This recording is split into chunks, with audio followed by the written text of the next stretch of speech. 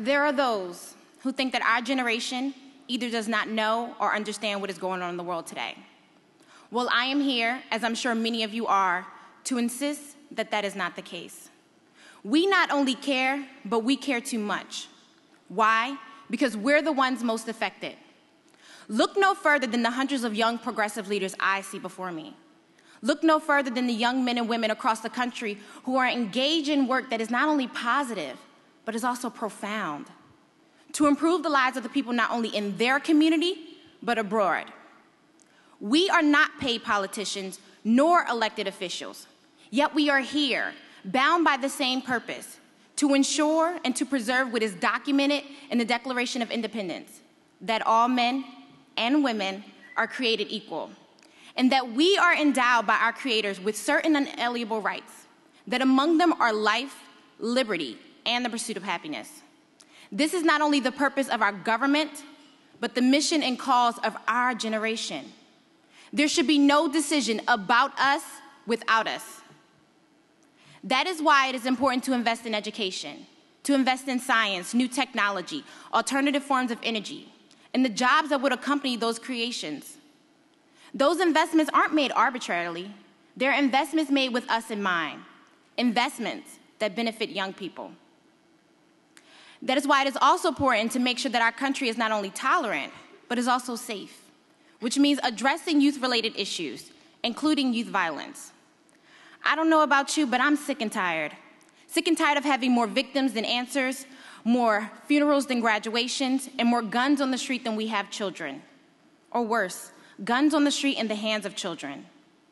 Someone once told me that prevention is better than any cure, hence my decision to be proactive instead of reactive.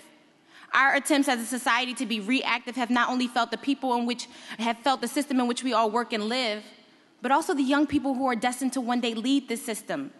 We have placed Band-Aids over bullet wounds, and wounds that did not have to be fatal were. I think about the young men and women who we lose to gun violence every day. We as a society are not only leaving young people behind buried 6 feet under, but also buried in books that they have yet to learn how to read. Think about the 7,000 students who drop out of school every day, which is a total of 1.2 million students each year. We may have lost a doctor who could have cured cancer. We may have lost the next president. But any way you put it, we've lost. I stand before you today because I've lost. I'm but 2 years older than my brother would have been had he not been murdered. Newspapers will call him victim number 201, but I called him Andre. He had a name, he had a face, he had a spirit, but most importantly, he had a future.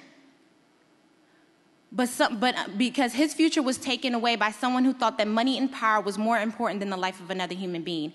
For his death is just one on a list that continues to tear our communities apart, traumatize our families, and leaves our city in fear.